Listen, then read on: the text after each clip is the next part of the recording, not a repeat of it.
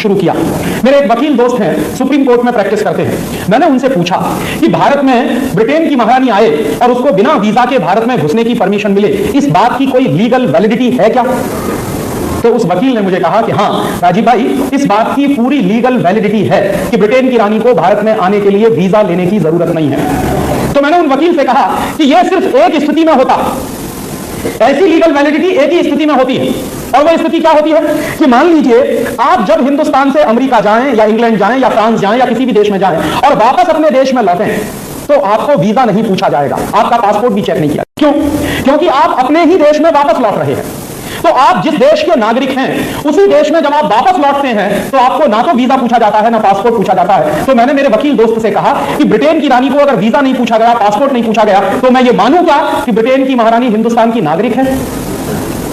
तो उन्होंने कहा कि हाँ ऐसा है। तो मेरे तो होश उड़ गए। मैंने कहा आप क्या कह रहे हैं? उन्होंने कहा मैं बिल्कुल ठीक कह रहा हूं।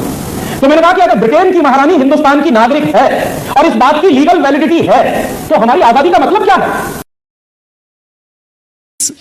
हम अभी तक जितने लोगों के विचारों को सुने, उसमें संविधान की समस्याओं की जड़ पर किसी की उंगली अभी तक नहीं गई। हम संविधान की समस्या की जड़ को थोड़ा सा कुरेद देंगे, क्योंकि समस्या संविधान में नहीं है। संविधान जहां से निकल के आया है, समस्या वहां पे। सबसे पहले यह देखिए कि संविधान बना किन परिस्थितियों में। द्वितीय विश्व युद्ध हो चुका था, ब्रिटेन पूरी तरह तबाह हो चुका था। नेताजी सुभाष चंद्र बोस ने आजाद हिंद सरकार का गठन कर लिया था, सेना का नहीं, आजाद हिंद सरकार का गठन कर लिया था, और उस सरकार को विश्व के 11 देशों ने मान्यता दे दी थी। आजाद हिंद सरकार ने एक अपना बैंक स्थापित कर दिया था, जिसने आजाद हिंद सरकार की मुद्राएं प्रकाशित करना शुरू कर दी थी।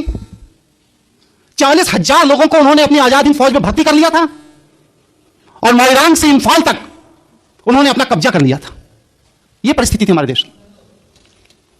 बंगाल का हर इंसान नेताजी सुभाष चंद्र बोस के स्वागत के लिए अपने दरवाजे पर हथियार लेके खड़ा था कि नेताजी की फौज आ जाए और मैं उसके साथ हिंदुस्तान के अंदर से अंग्रेजों को भगाने के लिए निकल पड़ूंगा। यह परिस्थिति थी हमारे देश की। हमारे देश के अंदर फरवरी 1946 में नौसेना ने विद्रोह कर दिया था, अंग्रेज परस्ती से इंकार कर दिया था नौसेना ने। अप्रैल 1946 में ब्रिटिश इंडिया की पुलिस ने हड़ताल कर दी थी। जुलाई में डाक विभाग ने हड़ताल कर दी, जिस डाक विभाग के बड़े बड़े चर्चा अभी करके गए हैं, उस डाक विभाग ने अंग्रेजी की दासिता से इंकार कर दिया था। उसने कहा था मैं नहीं मानता ब्रिटिश गवर्नमेंट की सरकार को। रेल ने अगस्त 1946 में हड़ताल का नोटिस दे दिया था ब्रिटिश गवर्नमेंट को। 1964 में जब एटली, जो उस समय ब्रिटेन के प्रधानमंत्री थे, वो जब भारत आए और बंगाल के गवर्नर के राज्यपाल भवन में रुके, तो उन्होंने कहा कि हिंदुस्तान को आजाद करना हमारी मजबूरी थी। इसके साथ बहुत लोग मेरे इस विचार से असहमत होंगे, लेकिन मैं फिर भी इस बात को कहता हूं कि भारत की आजादी का श्रेय किसी भी भारतीय नेता को नहीं जाता। भारत की आजादी का श्रेय एडोल्फ हिटलर को जाता है। अगर एडोल्फ हिटलर ने द्वितीय विश्व युद्ध में ब्रिटेन की अर्थव्यवस्था को ध्वस्त कर दिया होता, तो आज की ब्रिटेन की सरकार हमारे ऊपर शासन कर रही होती। एडोल्फ हिटलर ने अगर जापान को निर्देशित करके नेताजी सुभाष चंद्र बोस को आजाद हिंद सरकार बनाने के लिए बाध्य कर दिया होता, तो आज भी भारत के ऊपर ब्रिटिश का शासन होता। ये विश्व स्तरीय परिस्थितियां थी, जिन परिस्थितियों में हमारा संविधान निकल के आया। कैबिनेट मिशन भेजा गया, उसने यहां पर आकर विभिन्न नेताओं से चर्चा की, बातचीत की, और जाकर रिपोर्ट सबमिट की उसने बाकायदे कि भारत के अंदर एक नेहरू एक ऐसा नेता है जो कमजोर व्यक्तित्व का है और उसको किसी भी महिला के माध्यम से पटाया जा सकता है। रिपोर्ट सबमिट की, ब्लैक एंड व्हाइट में, वहां के पार्लियामेंट्री डिबेट में। और बस इन नेहरू को पटाने के लिए माउंटबेटन को इस्तेमाल किया गया। उस समय वो वर्मा में लड़ाई कर रहे थे, उसकी अध्यक्षता कर रहे थे, उनको वहां से विड्रॉ किया गया, और बेबिन को यहां पर, जो कि इस समय यहां का वाइसराय था, उसको विड्रॉ करके माउंटबेटन को, एडवीना और उनकी बेटी पामिला, इन तीनों को भारत में तैनात किया गया। और एडवीना को प्रोजेक्ट दिया गया कि 2 साल के अंदर बस हिंदुस्तान की तबाही का 2 साल के लिए तुम्हें मौका दिया जाता है। हम लोग बड़े गर्व से कहते हैं कि भारत का संविधान अंबेडकर जी ने बनाया। गलत है सूचना। भारत के संविधान निर्माण के लिए 6 कमेटियों का गठन किया गया था, और भारत का संविधान जो निर्मित होकर के आया, जो बाहर निकल के आया, वो भीमराव अंबेडकर की देन नहीं थी, जवाहरलाल नेहरू की देन थी। जवाहरलाल नेहरू ने जो कार्यकारिणी समिति का गठन किया, उस कार्यकारिणी समिति में उनके साथ में कौन कौन था? आसफ अली, के एम मुंशी, के टी शाह, के शांताराम, हुमायूं कबीर, डी आर गाडगिल। इन 7 लोगों ने मिलकर के भारत के संविधान के प्रारूप को रचा था। डिबेट हो जाने के बाद अंबेडकर को दिया गया कि अब इसका फाइनल शेप आप बनाओगे। और जवाहरलाल नेहरू को अपनी योग्यता पर विश्वास नहीं था। वो इस संविधान का प्रारूप एक ब्रिटिश विद्वान सर इवोर जेनिंग के माध्यम से तैयार कराना चाहते थे, लेकिन गांधी के विरोध पर उन्होंने इस संविधान को अपनी इस कमेटी के माध्यम से गठित किया और मिस्टर बी.एन. राव ने 27 अक्टूबर 1947 को भारत के संविधान का प्रारंभिक प्रारूप रखा, जिसके अंदर 443 अनुच्छेद थे और 13 अनुसूचियां थी। बात को इसी पर डिबेट हुई। हमारे यहां से कहा गया साहब भारत के संविधान में विश्व के बड़े बड़े देशों से बड़ी बड़ी चीजें ले ली गई, हमने सूचीबद्ध किया। संवैधानिक आपका पार्लियामेंट्री सिस्टम जो है वो ब्रिटेन से लिया गया, जिसके हम गुलाम थे। मौलिक अधिकार, संविधान की सर्वोच्चता, संघवाद में उपराष्ट्रपति, वित्तीय आपदा, ये सब हमने अमेरिका के संविधान से लिया। अमेरिका का संविधान क्या है? ब्रिटिशर्स जिन्होंने जाकर के वहां से इनको फ्रांसीसी स्पेनिश को भगा दिया था और यूरोपियों ने जाकर के वहां कब्जा कर लिया था। ये ब्रिटेन का ही तो उपनिवेश था अमेरिका। ब्रिटिश मानसिकता के लोगों ने ही तो स्पेनिश को अमेरिका से भगा करके वहां पर कब्जा कर लिया। अमेरिका का वास्तविक मूल निवासी जो रेड इंडियन था वो आज अमेरिका में नहीं है। तीसरा, कनाडा ब्रिटिश उपनिवेश। चौथा, आयरलैंड ब्रिटिश उपनिवेश। ऑस्ट्रेलिया ब्रिटिश उपनिवेश। पश्चिम जर्मन ब्रिटिश उपनिवेश। हमने कब बाहर से ले लिया? हमने सब कुछ वहीं से लिया जैसा ब्रिटिश की सरकार चाहती थी। रही भारत के संविधान के अंदर की बात, तो मैं ये पूछता हूं संविधान की दुहाई देने वालों से कि भारत के संविधान में भारत को राष्ट्र कहकर के कहां संबोधित किया गया है, वो हमें आर्टिकल बताने का कृपा करें।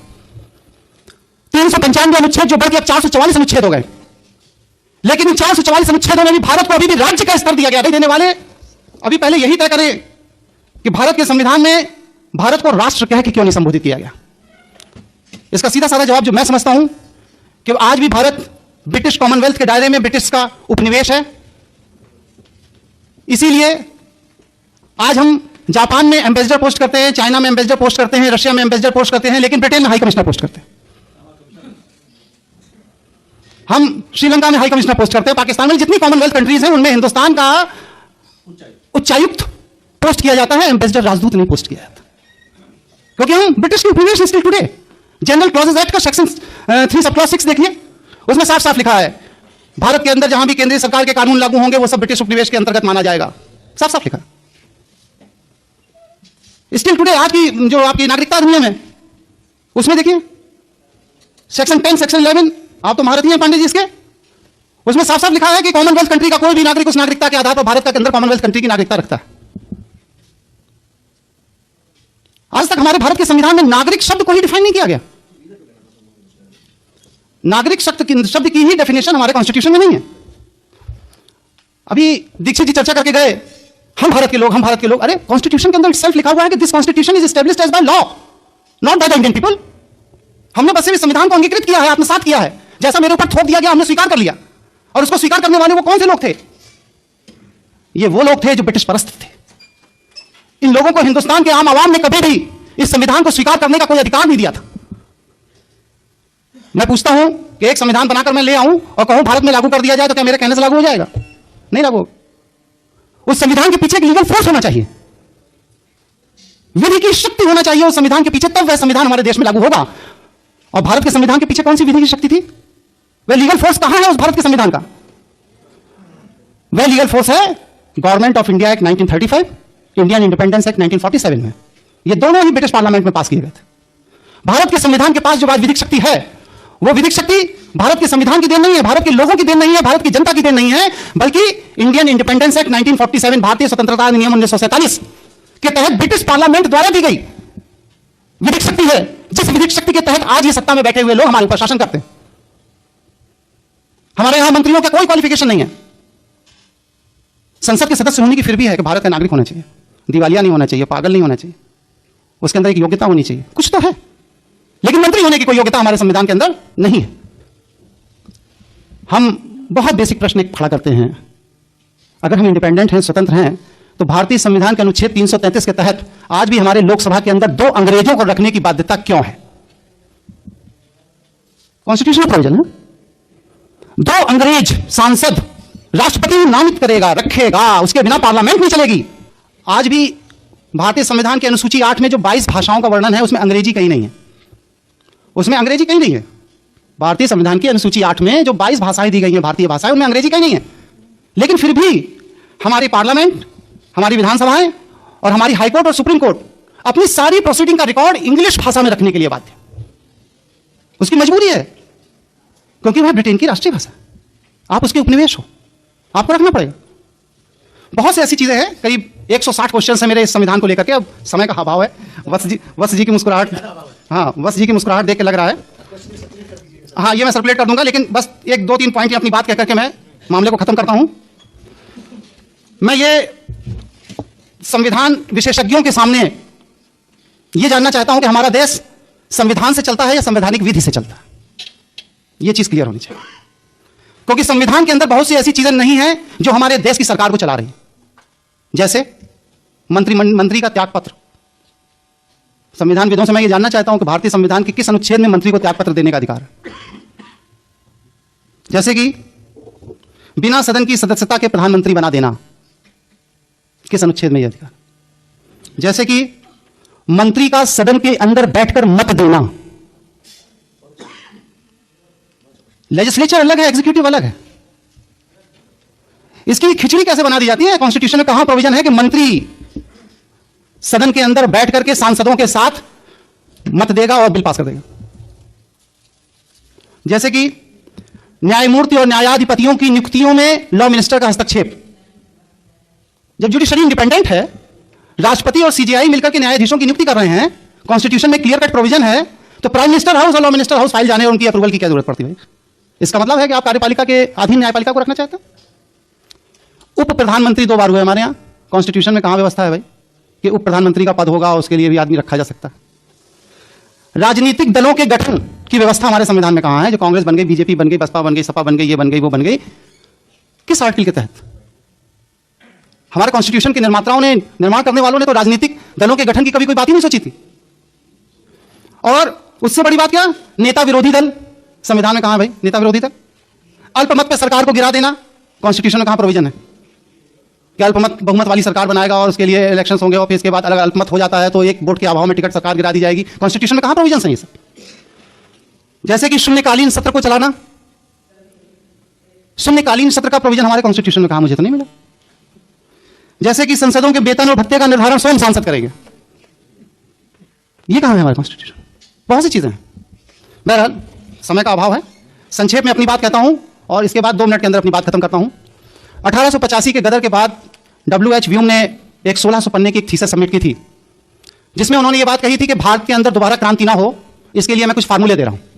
पहला फार्मूला तो यह है कि सारे ब्रिटिश मानसिकता के लोगों को एक मंच पे लाके खड़ा कर लिया जाए और वह मंच राजनीतिक मंच हो, और उसी राजनीतिक मंच के तहत ब्रिटिश मानसिकता के लोगों को एक मंच पे लाने के लिए जिस पार्टी का गठन किया गया उसे भारतीय राष्ट्रीय कांग्रेस पार्टी कहा जाता है, जो आज कांग्रेस है।